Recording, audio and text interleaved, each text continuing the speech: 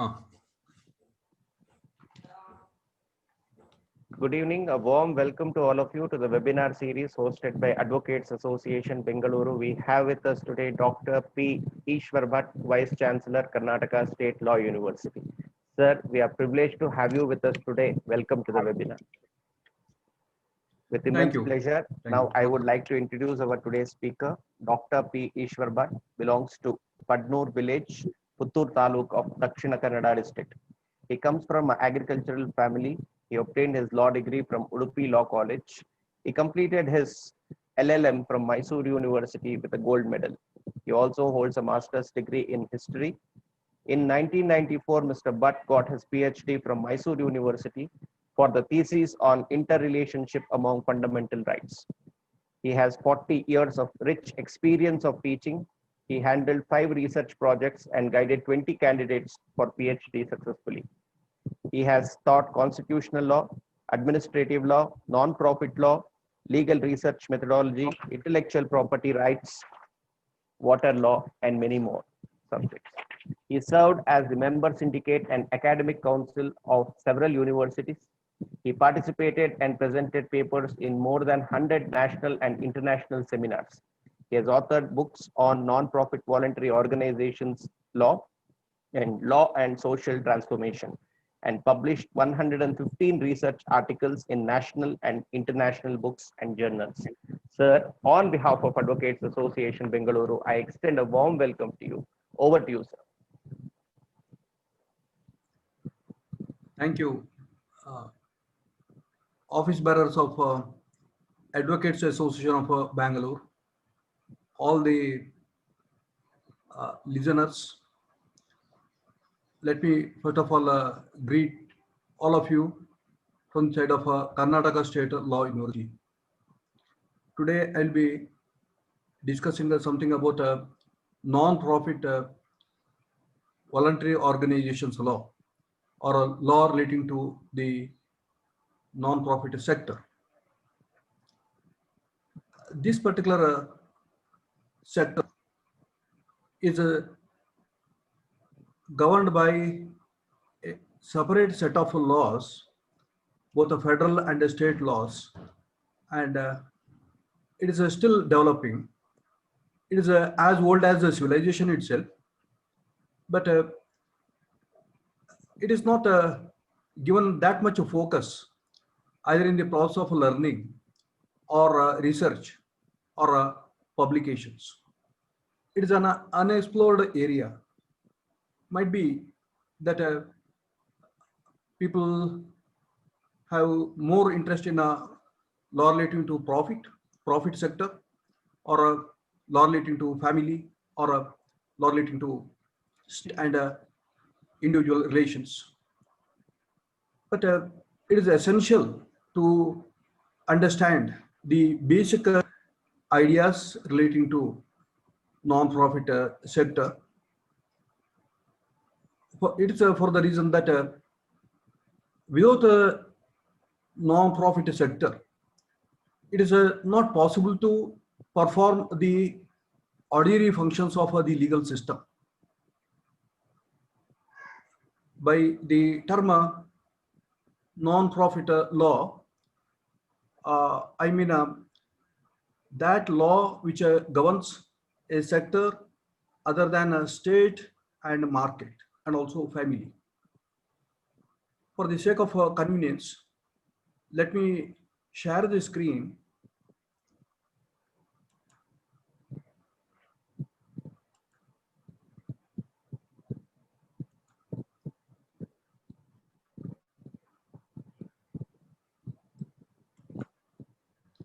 Relating to non-profit sector.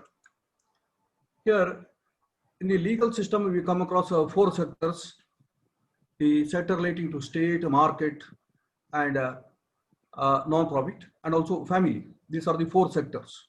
Out of 4 sectors, state individual relations that has a larger area of public law, constitutional law, administrative law, criminal law, tax law, and various other areas. Then law relating to market. There is a law relating to business, corporate sector. Then land law or law relating to organizations, companies, and various other sectors. Third one is a non-profit sector or a sector which is relating to voluntary organizations. And the fourth sector is the sector of family, where individual relations within the family will be regulated by law. All these four sectors of laws are under the governance of the Constitution. Thus, the constitutional law relating to guarantee of human rights or orientation towards welfareism or democratic governance, rule of law, political control, judicial control of the polity and various other factors that will be influencing these four areas also. By voluntary organizations, what we mean is voluntary collection of individuals working for a public good without motive for a profit distribution. There will not be in such a motive to make profit out of those activities. In other words, promotion of a public good and providing a social service and helping others, that is actually the core function of this voluntary sector. They mediate between individuals and the state, and they are supported by freedom, trust, and rule of law. That is how these non-profit bodies perform their functions. See, first of all, we should know that every human being has a natural inclination to help his fellow being, because there might be so many situations where our neighbors or other persons are put into certain difficulties and they need certain help because of poverty, sickness, or illiteracy, or various other types of deprivations. It is essential that those individuals as well as the organizations which have collected certain amount of resources to help others should come to the help of others. That's how the society has to perform its functions. There's from the inception of civilization, that attitude to help others, either through donation, philanthropy, or charity, or by constituting various types voluntary organizations. It might be registered societies, cooperatives, or unorganized associations, or in such bodies. Such formations or such collective effort becomes very much essential, because it is through these bodies that individual will be learning the method of associating with others. It is said that associations are the schools where self-governance is realized by each and every individual. Thus, according to some of the scholars who have dealt with the philosophy of non-profit bodies, actually they are enthusiastic organizations which allow democratic participation, and they are the primary schools of democracy itself. That is why primary lessons of good governance are to be understood and realized and put application in the course of functioning of these voluntary bodies. Charities and organizations, these two constitute the two important segments of non-profit sector. Laws which govern charities include law relating to endowment, public trust, waqf, or various other spheres where philanthropic activities of individuals to donate or to constitute foundation or funds, that will be regulated through law.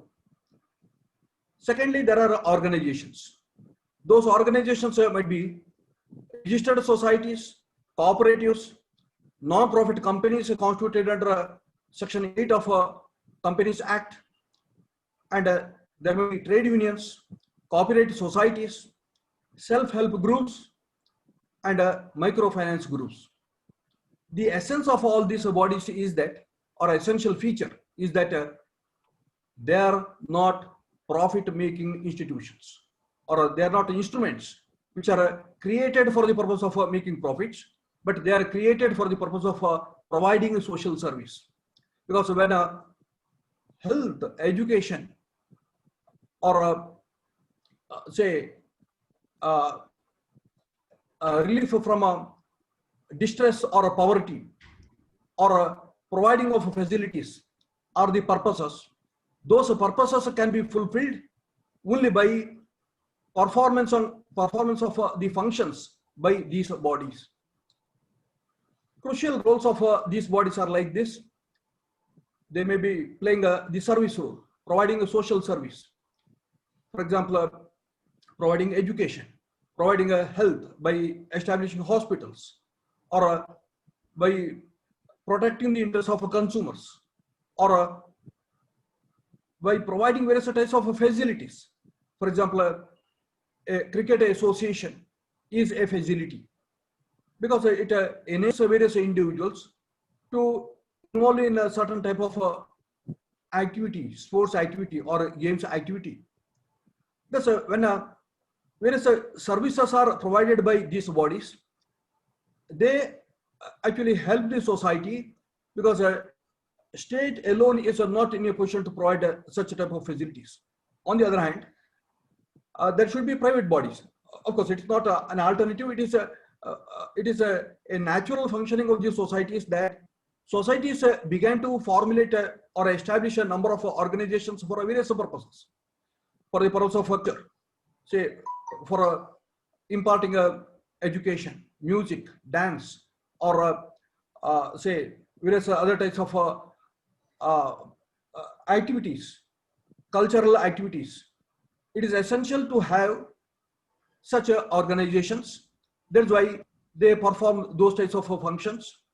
For the purpose of effective performance of their functions, they might be gathering the membership fee, or collecting a donation, or getting various types of assistance from others, or they might be involving in certain types of economic activities, not with the purpose of making profit, but with the purpose of creating some additional income, so that they can sustain these types of activities. But amassing of wealth is not their purpose.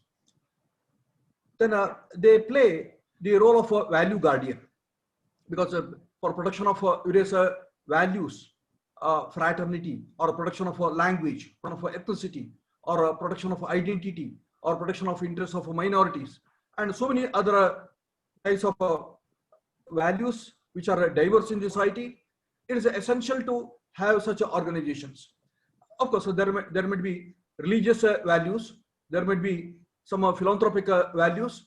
That's establishing various religious institutions, maybe installing idols, or establishing temples, or a formation of mosques, or various other organizations, bhutasthanas, or various other types of institutions for helping various sections of the society. There actually diversity is something that is promoted through such organizations. Thirdly, they play the advocacy role, because they perform the function of protecting the interests of various members. They may litigate. There might be a number of public interest litigations which might be taken to the High Courts or Supreme Court, or on behalf of the people, they may generate public opinion. They may canvass in the media about protection of human rights, or they might be involving in a number of activities for creation of public opinion in support of human rights and welfare. Then they perform a community building role. There's establishing each society means that the specific interest of the society gets protected because of the very organization itself. because there is now a new forum or a new organization through which they can express their identity. They can sustain their separate existence, and they can work for maintenance of their identity and fraternal relation with the others, or protection of the interests of their group. All this will be possible with that community building role. One thing we have to understand is that all these roles are the roles which should match the roles given under the constitution itself, because we the people of India have solemnly resolved to constitute India into a republic wherein all the citizens will be given justice, social, economic and political, equality, then liberty, fraternity, and dignity of individual will be promoted. Thus, fraternity is one such a value that ought to percolate to all the layers of these social sector bodies or social service bodies. Of course, if we compare the whole social structure to a pyramid, this pyramid is made out of number of organizations, at various levels, and they're all interconnected. See, India is a diverse country with a number of languages, number of religions, number of ethnic groups, number of castes, number of professions, and different regional places are also there. That is why it is essential to protect these diverse interests, and these diverse interests can be protected only with the help of these bodies.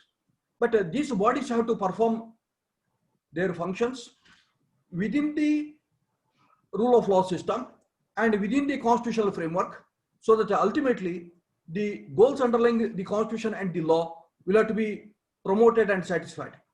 In fact, they are born for certain specific purposes, and they live in a performance of those purposes. That is why whether they stick to their purpose or whether they deviate from that purpose is something to be scrutinized at each and every stage.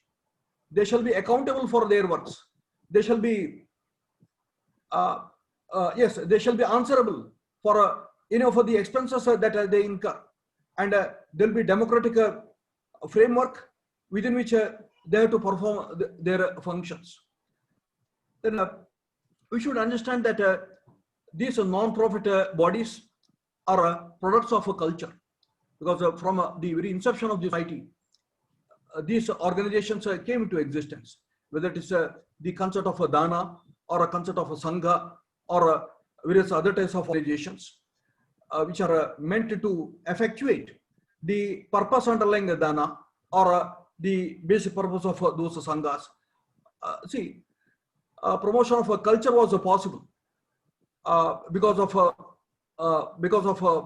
the activities of these bodies. We come across various types of guilds or professional bodies which contributed significantly to cause of the national economy and to the cultural world. Because when we turn the pages of history, it is clear that the temples, architecture, painting, and literature, and so many things are produced because of the contributions that were made by various types of philanthropies as well as various organizations. So they provided economic support. Of course, support by the king and other supports were there, but at the local level, the support that was given by these local bodies was very, very important.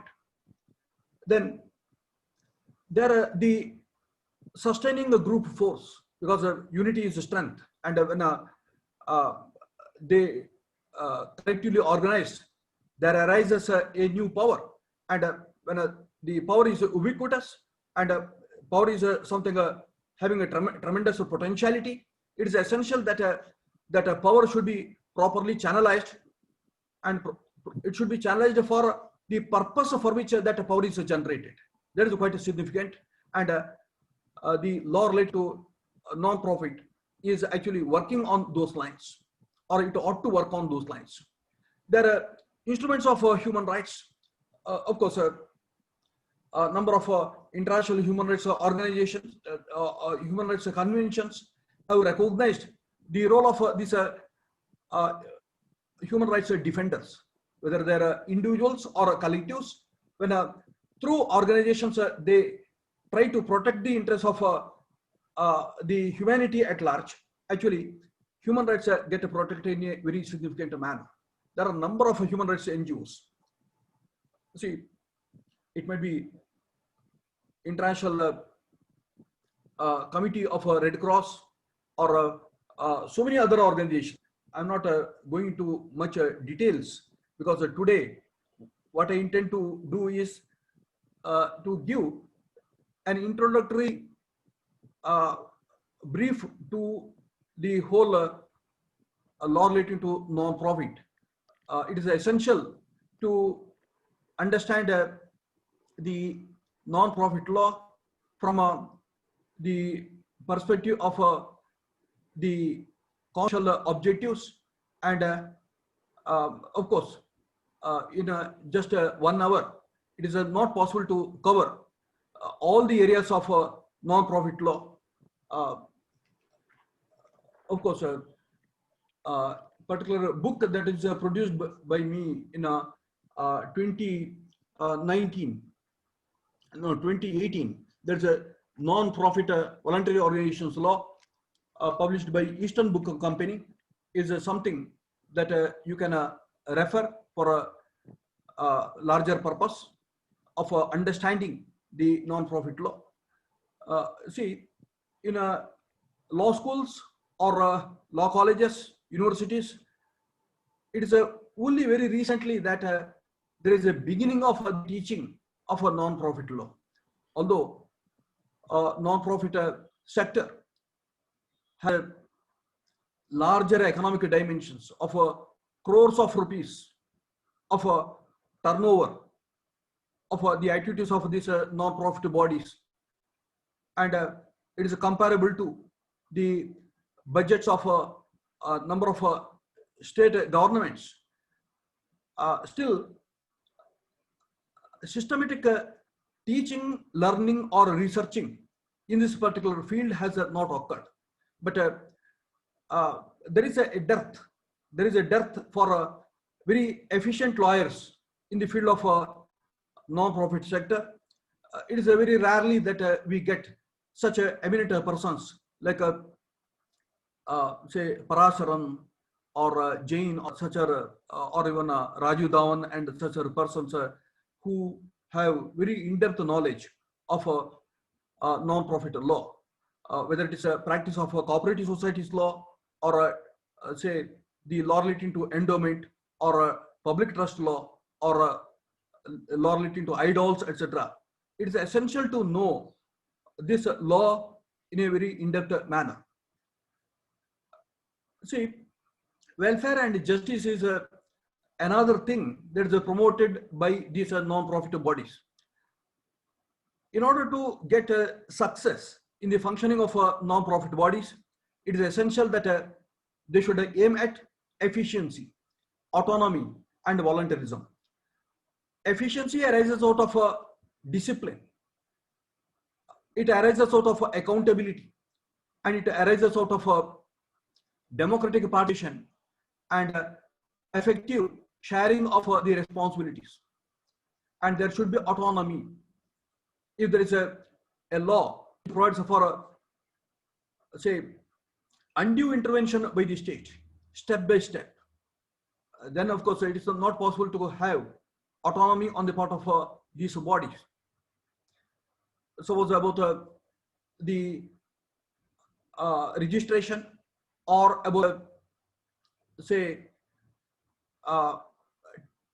temporary takeover or permanent takeover, or various other types of interventions, the government has extraordinary powers.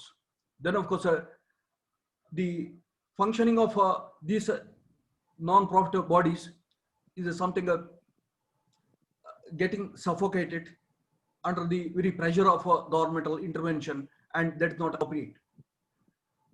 Then voluntarism is something which gives natural life to the activities of these non-profit bodies, because it should be free.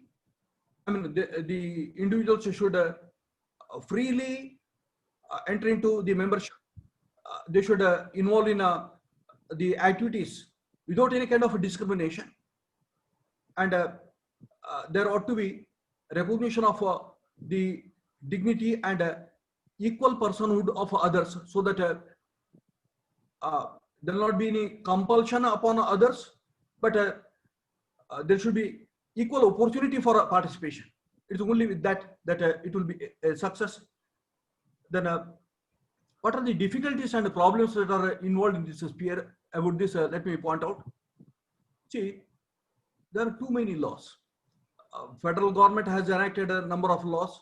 State government has enacted a number of laws, because many of these laws are under different lists: union list, state list, and concurrent list. So many of the powers relating to non-profit bodies, trusts, or endowments, etc., come within a concurrent list. Hence, the state governments have equal power of, I mean, equal means, yes, less than equal. That kind of a power of making laws with the central government. But in case the central government law has a certain different policy, then central law prevails over the state law. If there is any inconsistency, it is the central law that will prevail. Insofar as some areas are concerned, there are state laws, and insofar as some areas, there are some certain laws enacted by union government alone. For example, company law is enacted by the union government, or income tax law, or foreign contribution regulation law. Of course, when we speak about non-profit voluntary organizations law, it is essential to know not only about the facilitating, not only about the specific laws which are provided for their organizations, but also providing for their facilitation and regulation. That is why foreign contribution regulation law, land grants law, land reforms law, which have their own implication upon the funding of these bodies.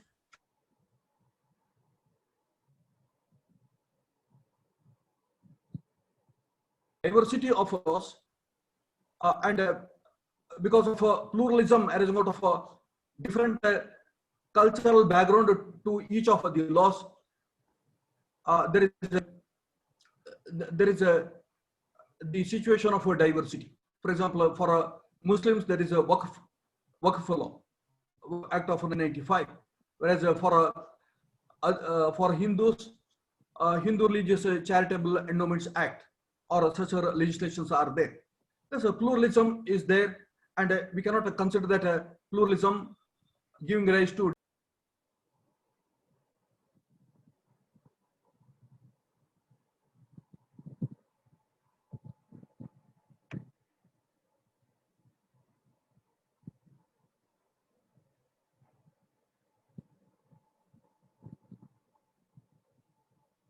Sir, I'll unmute you, sir. 1 second.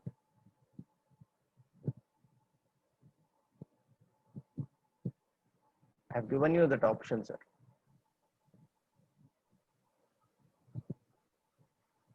Yes, sir.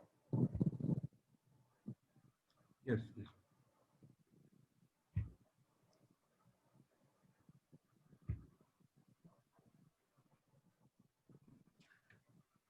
There are other difficulties. See, although it is very much desirable that there ought to be effective control measures against abusers, the reality is that there is a lack of financial accountability, and many times, in fact, the purposes for which the bodies are constituted are not complied. Although it is the expectation of the legal system that they should exactly act in accordance with the purposes for which they were formed or established. Many times it is not taking place. And about financial accountability also. So many times what happens is that the private, voluntary organizations, they come into existence, they collect huge money, amass wealth, and one fine night they fly away from the scene, uh, disappointing the expectations of all the people who had contributed. That fly away type of motive on the part of such a uh, uh, elements, such a evil elements that actually causes obstruction. Then NPOs have become a bigger power centers.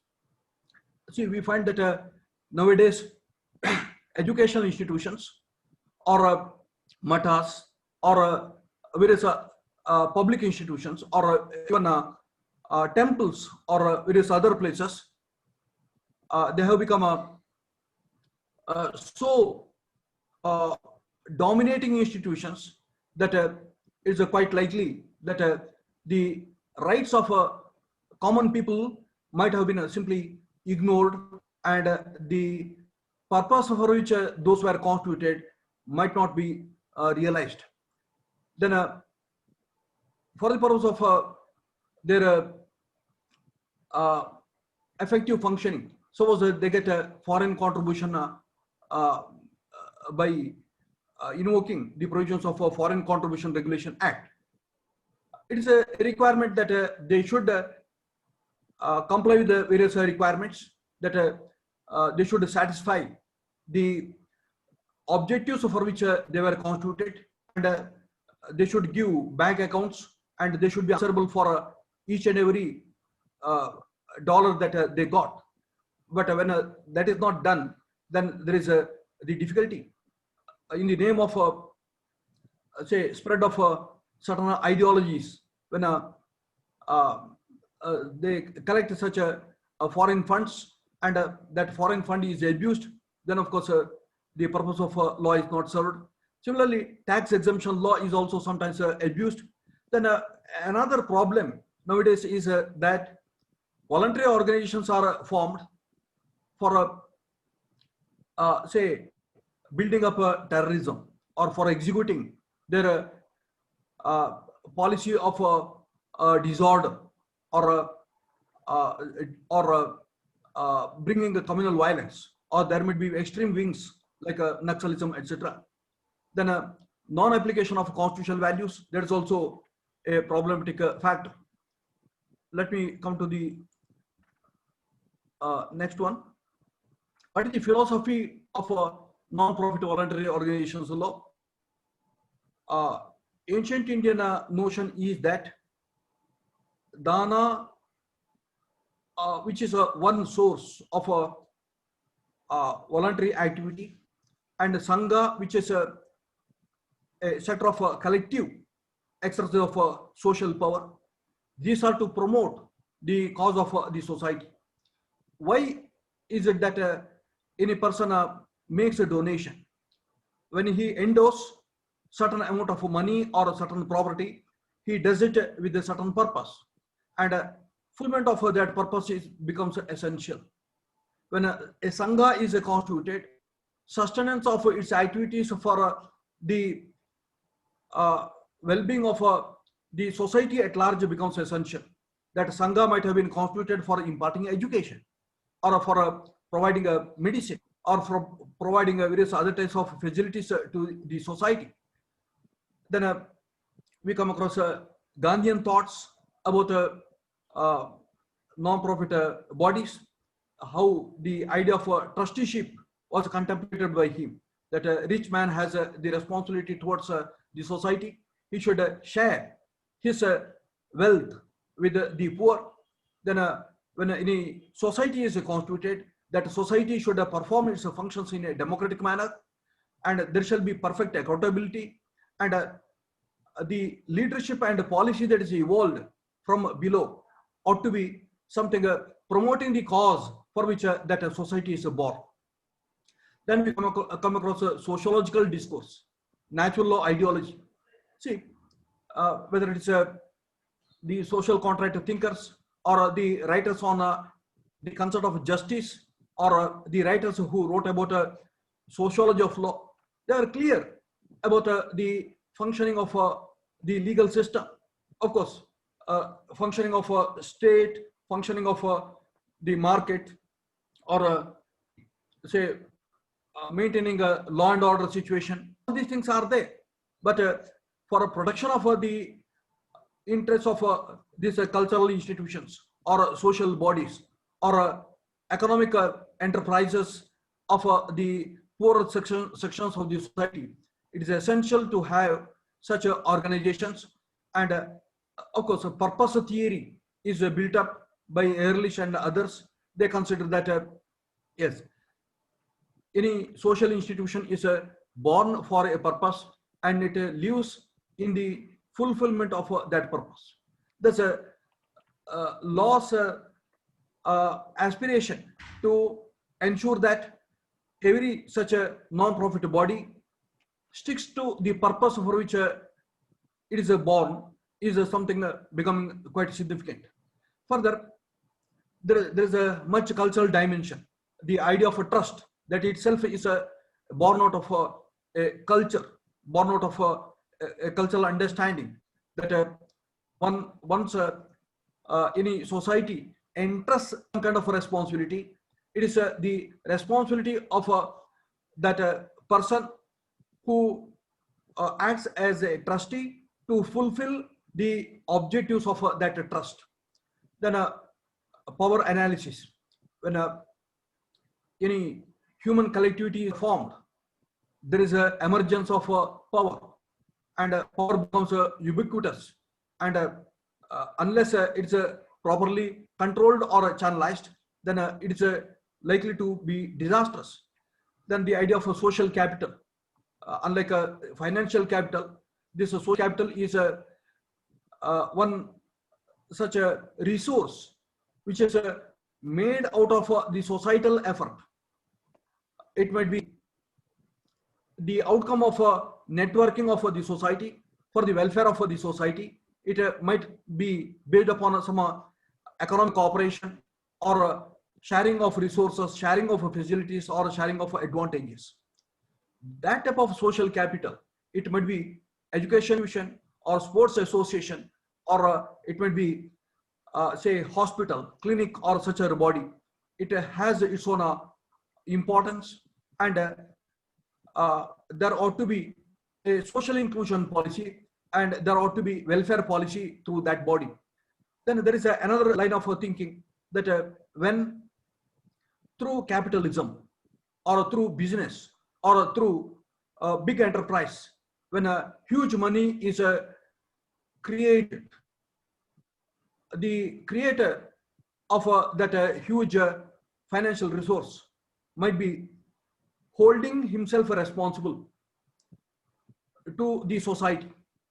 That's why Tata Foundation, Infosys Foundation, and so many other foundations came. And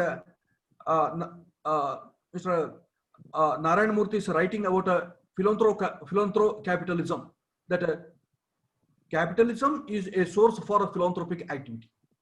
That is a concept which was subsequently developed through the idea of a corporate social responsibility. When any corporate body makes a substantial profit consistently, it's a responsibility to help the neighborhood by providing various types of facilities, educational facilities, health facilities, or public facilities, good road, good environment, and so many other things. Ecology can be canvassed through such a capital formation. Thus, NPVOs have certain basic commitment to the constitutional values that we cannot forget.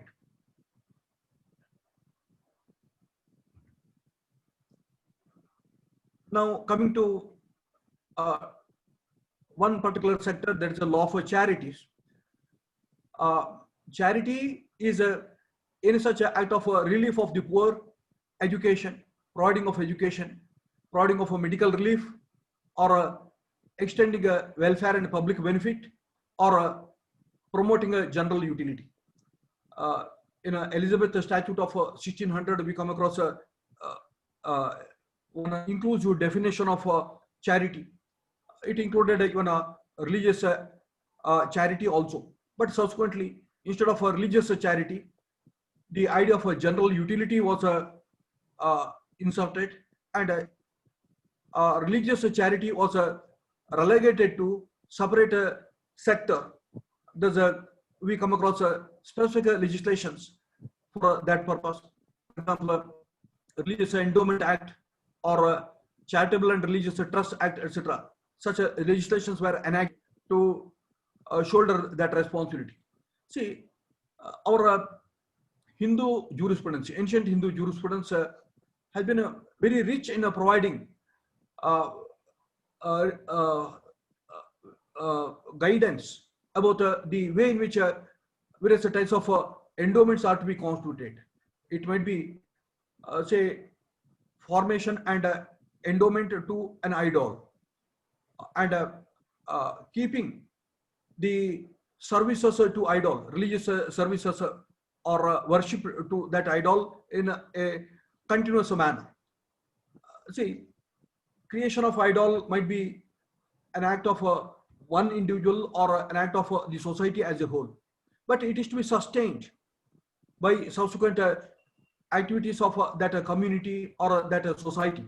For that purpose, when some endowment is provided, there will be continuous resource or a perennial resource out of which that activity can be maintained.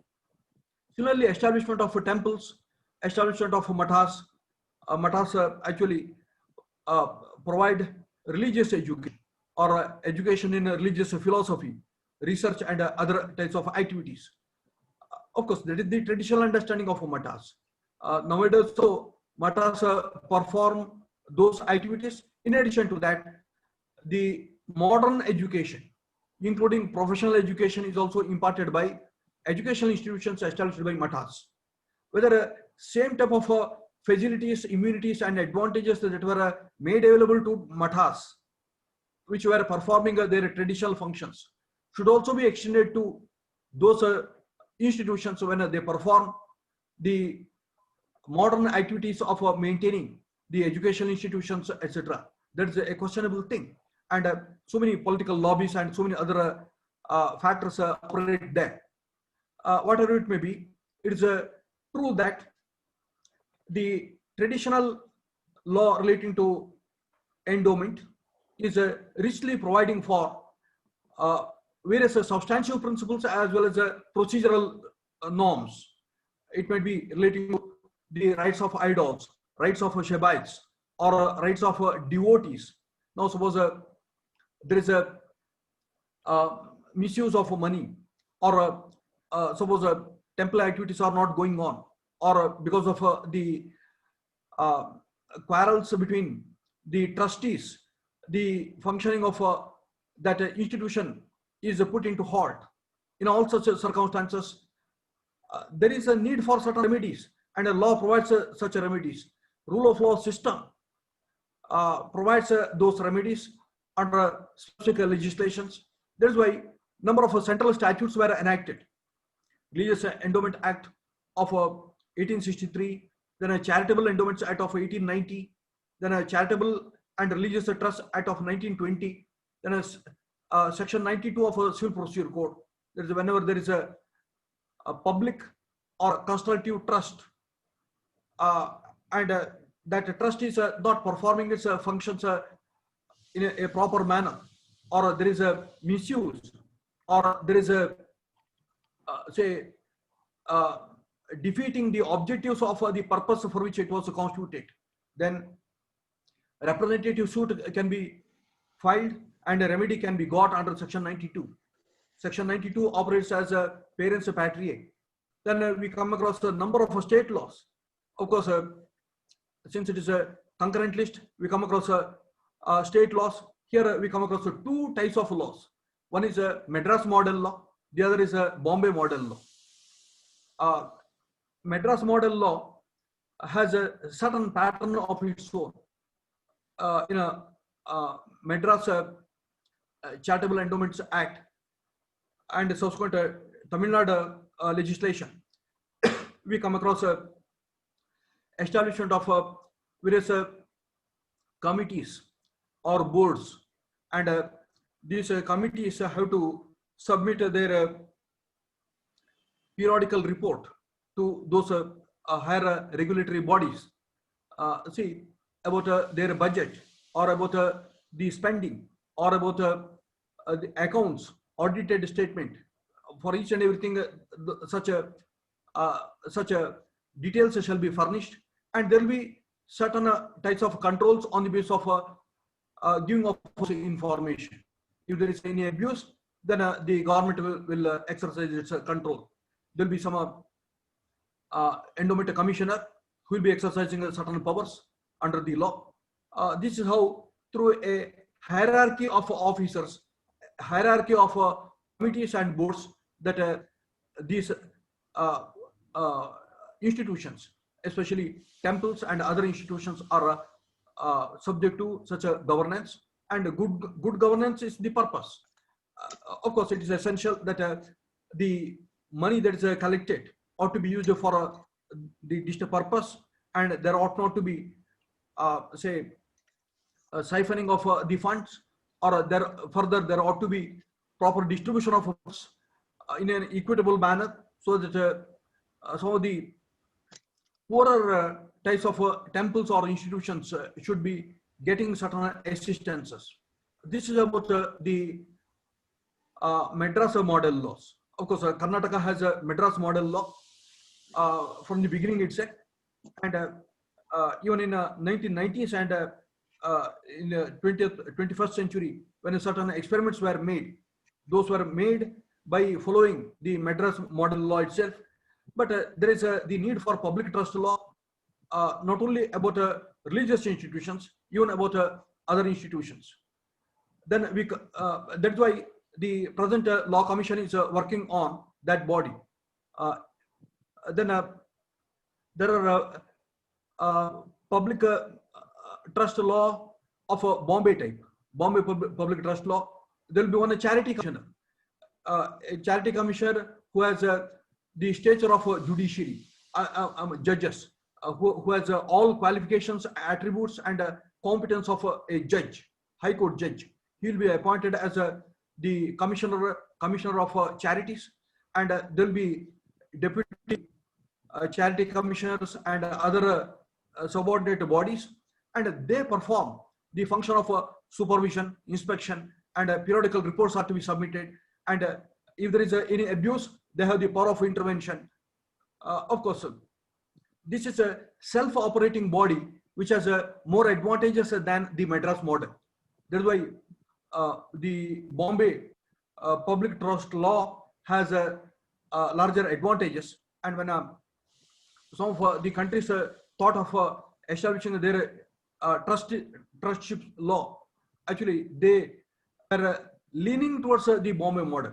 Of course, I'm referring to the Chinese trust law. When they enacted the Chinese trust law in say second part, yes, first part of first decade of 21st century, then they did go for that.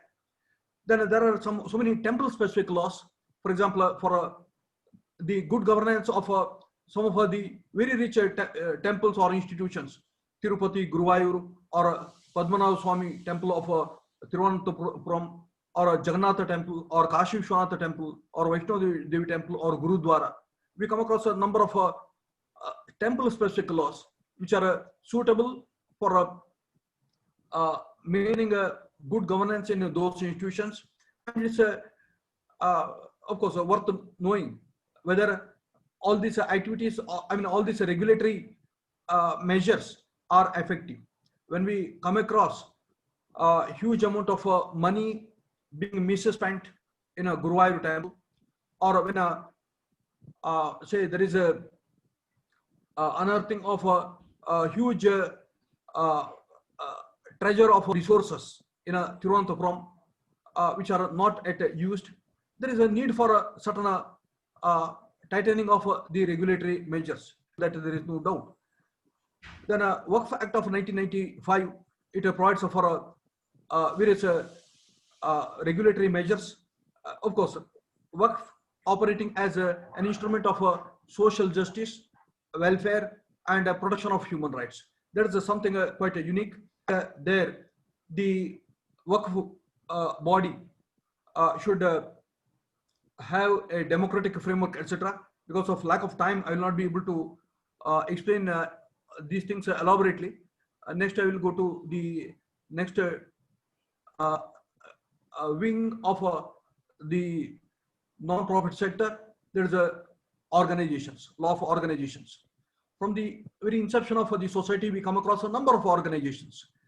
See, various guilds were there, Shrini, Kula, and various other types of guilds, or profession-based guilds were there, and they were performing wonderful functions. And even during the 19th century, Brahma Samaj, Arya Samaj, Partana Samaj, then Servants of India Society, Congress, and a number of bodies came into existence. Of course, voluntary organizations do not include political parties, because political parties are the instruments for power. They come under the state sector, they do not come under the voluntary sector. Society Registration Act of 1860 was enacted to ensure that adequate facilities and a good amount of liberty will be available for forming the societies for the purpose of promoting art, science, culture, religion, etc. There are a number of inclusive purposes for which the societies could be established, maintaining a democratic framework and insisting that each of such a society should be governed by a democratic body. There should be annual general body meeting, and in that annual general body meeting, about the purpose, about the policy, or about the agenda of the whole year, there ought to be adequate discussion, and annual report shall be approved by that body. Then account statement should be approved, audited statement should be scrutinized by that body. All these types of controls are there. But since it is under a concurrent list, so many states enacted a number of legislations in 20th century. Karnataka, Tamil Nadu, Kerala, and various other states enacted their own legislations. And these legislations are provided for a extraordinary type of control by the state government. There's they can conduct inquiry, and in case of abuse, they can take over the administration temporarily, or they can insist on a financial accountability, or they can impose certain discipline, and of course, permanent takeover of those bodies will also be possible. These types of extraordinary controls are there. Thus, there are two types of things. Of course, Tamil Nadu legislation provides for a democratic framework, etc. And BCCI, there's a cricket control of India, that was constituted under the Tamil Nadu legislation. Coming to another type of organizations, cooperative societies, let me point out that the trend is towards introduction of the constitutional values of openness, equality of opportunity, and voluntarism, professional management, and how the cooperative societies can operate as the live veins of a rural economy. About that, much emphasis was given. And through 97th Constitution Amendment, the Sauharda type of cooperative societies made a good beginning, and they're doing quite well. Of course, the other model is the 1956 model. The central government circulated one type of model which provided for various types of controls by the state. Registrar of cooperative societies had certain controls, and various other controls were there. But 97th Constitutional Amendment, as well as the Sauharda model, provides for a somewhat liberal approach. Then we have non-profit companies under Section 8 of Indian Companies Act. These bodies are there. Of course, these have certain objectives of promoting public facilities, education, and various other charities and other advantages to the society, and of course about the type of procedural limits that are available or that are applicable upon other types of companies are not operating upon these bodies. They have certain breathing space. They have certain liberal approach regarding those bodies. Then we have other non-profit bodies like trade unions or cooperative societies. Then a number of self-help groups and microfinance groups are there. If we calculate or if we count, then the number of organizations in India, including temples and other institutions, might be more than 1 crore, nearing 1 crore. The self-help groups and microfinance groups have helped a lot. See, we can just take the example of the self-help groups that were encouraged by Dharmasthala Abhiruddhi Yojana and various other bodies. See how from a divinity to development that particular change has taken place. That actually makes us to think that ultimately these bodies which have certain power of control over finance or resources should be able to make use of those resources for better purposes. Then there are fund supporting laws. Income tax exemptions are there for these bodies. Then a foreign contribution regulation law provides for a opportunity to get financial help from the foreign bodies, I mean foreign agencies, provided that they satisfy some of the preliminary requirements. There's a Ministry for Home Affairs is the controlling body. All those disciplinary measures or all those procedural requirements that are to be satisfied about a single bank account or a perfect accountability for each and every pie that is got from the foreign country, and the number of activities performed by them. About all those things, very close watch is kept by the government so that there will not be abuse of funds. You might be seeing that there are so many newspaper reports where some of the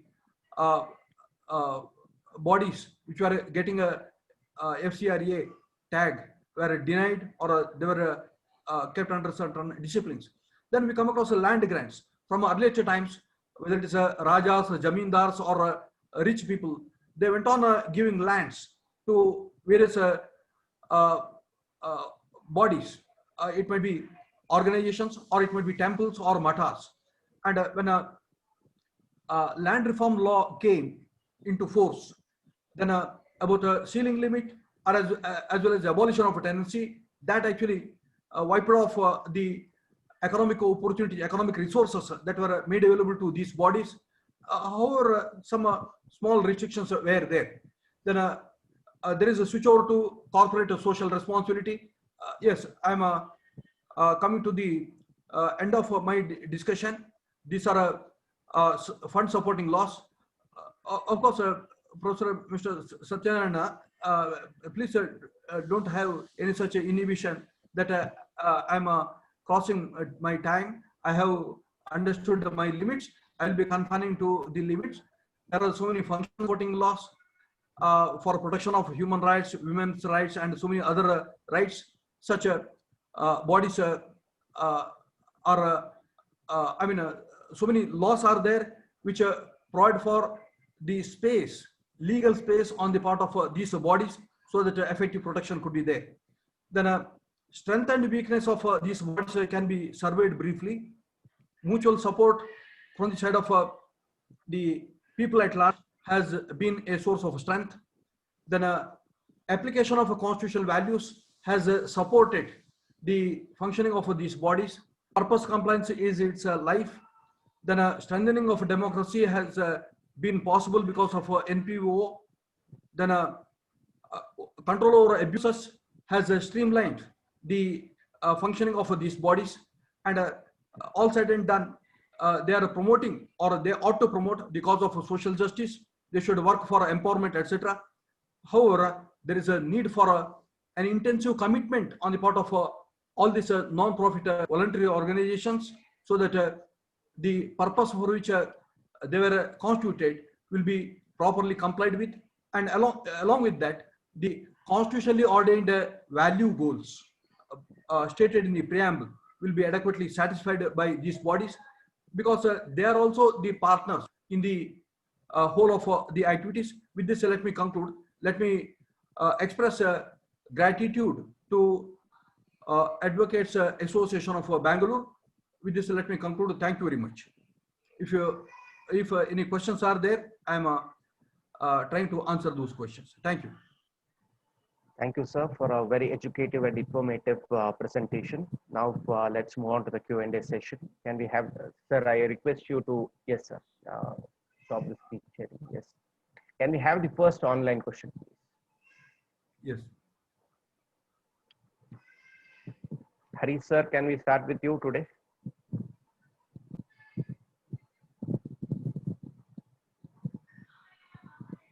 Yes. Yes, sir. I am unmuting you.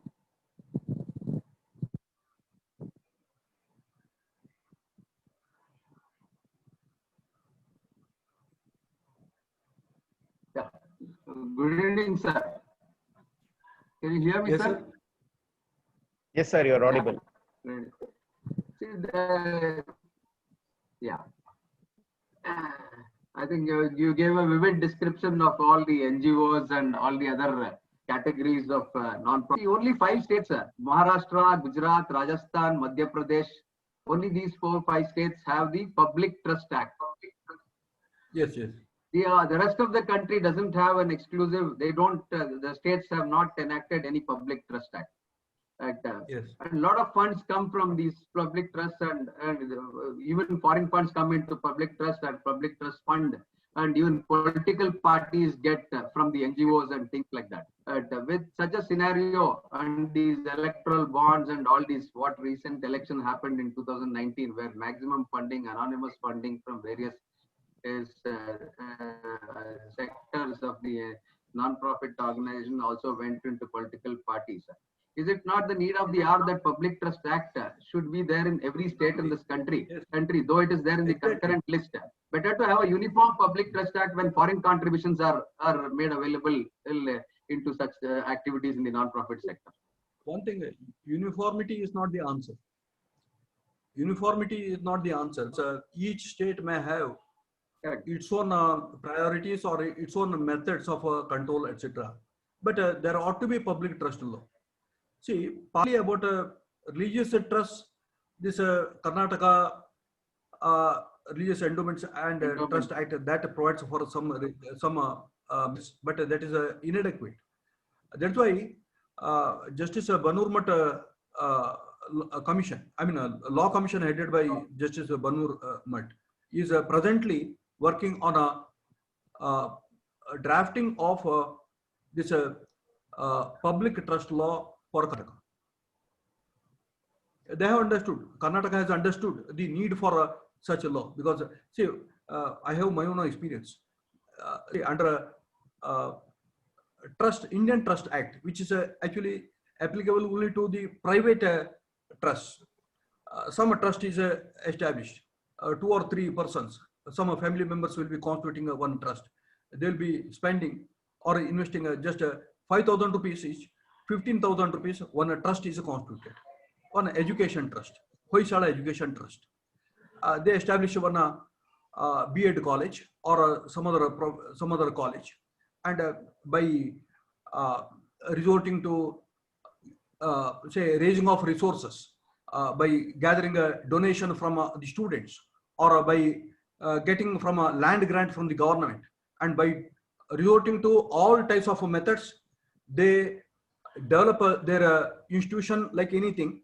And after a few years, suppose there is a quarrel between the members, or if they through collusion simply wind up that trust and escape from the whole public scene, there is no remedy.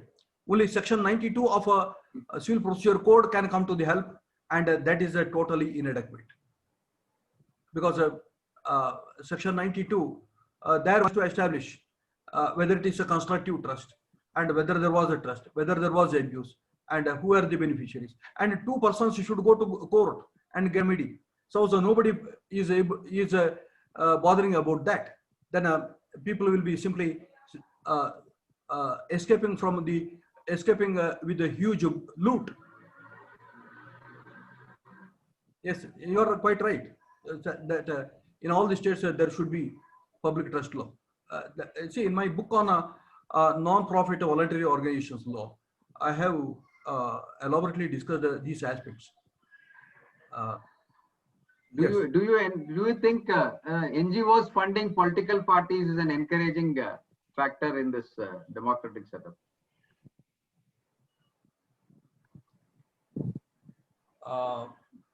I don't think that it is appropriate, because ultimately it is somehow linking with the political power, and it is not proper. There might be so many other repercussions, political control over those bodies, and so many other things will happen. About trade unions participation in political parties, that is confined to a very limited sphere, and that is also subject to a lot of criticism. Yes, sir. Thank you, sir. Thank you, sir. I see Mr. Satyanarayan Gupta raising his hand. Sir, I have unmuted you.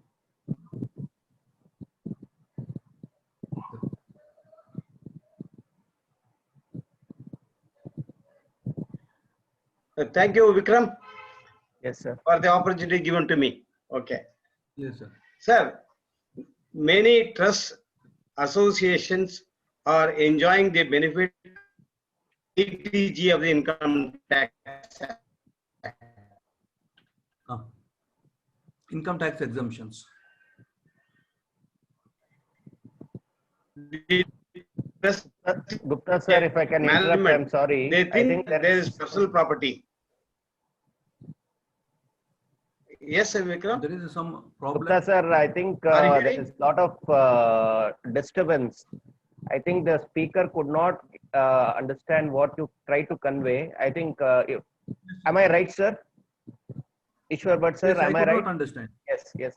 Sir, I think there is some disturbance. Sir, I could not understand what the question is. Yes, yes. There is some technical network issue, I guess.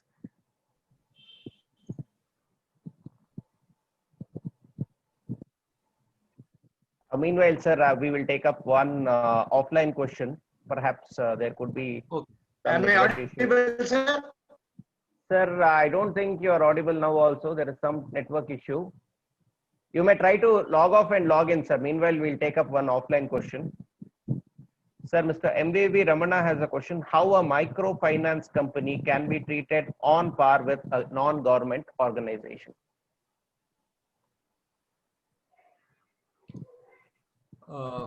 Microfinance organization. Microfinance organization is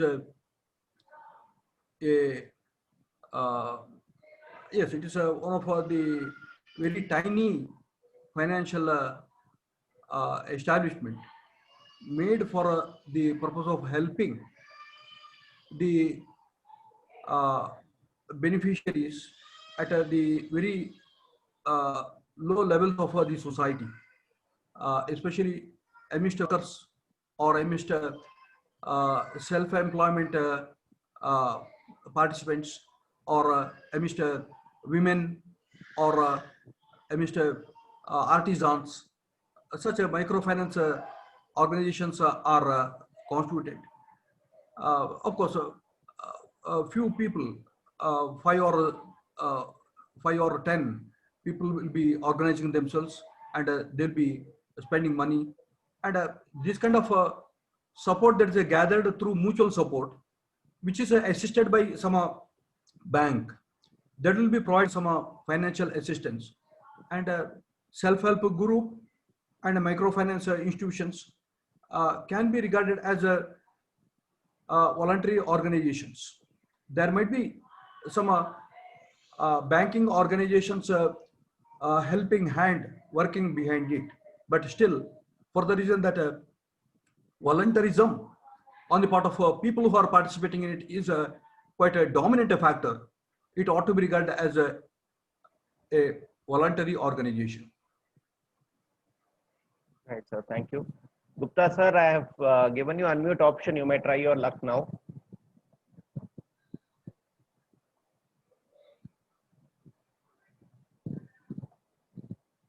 I think the video is also stuck. There is perhaps some network issue. So can we go ahead with other questions, please? Sir, can I ask a question? Please, sir, please go ahead. Trivikram, can I Yes, ask? sir. Please, sir, please Yes, go ahead. sir. Sir, there are number of trusts and associations who are enjoying the exemption at section 80G of the Income Tax Act. But they are not rendering the true accounts, proper account to the agencies. What are your comments, sir?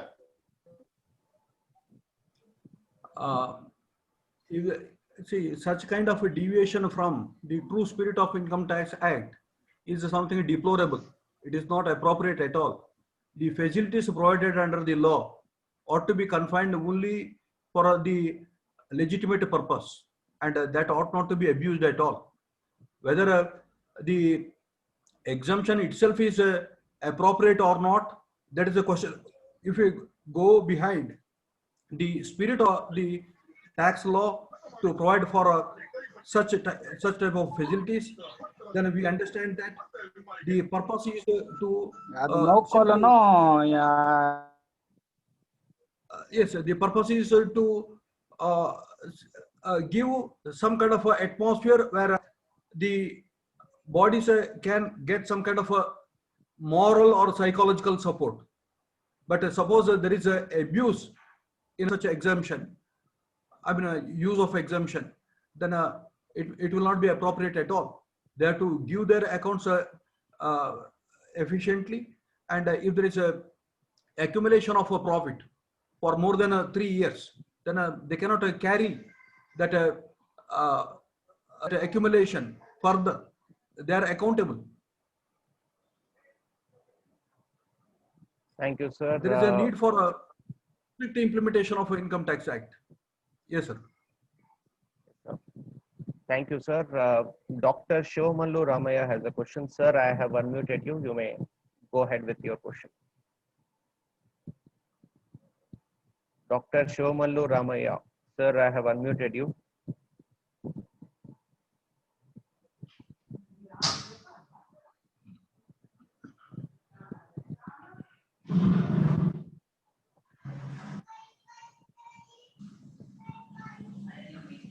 Sir, you may quickly go ahead with your question. Okay. I repeat for the last time, Dr. Shivmallu Ramaya, sir, I have given you the unmute option. You may quickly go ahead with the question.